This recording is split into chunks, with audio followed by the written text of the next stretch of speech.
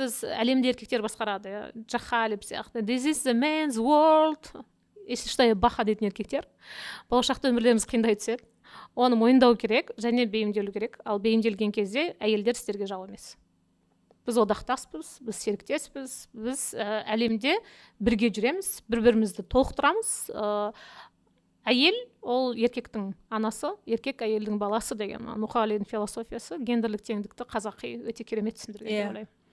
Себебі бізде феминистер деген кезде батыстық призмамен айтады, ол еркектерді жек көретін, еркектердің орнын басып алғысы келетін әлемге ашулы әйелдер.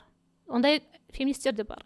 Бірақ та негізгі бағыт феминизм бірге үйлесімді өмір сүру, ортақ мақсатқа бірге жету және екеуміздің де өмір сапамызды жақсарту. Бостандық үшін сен сана,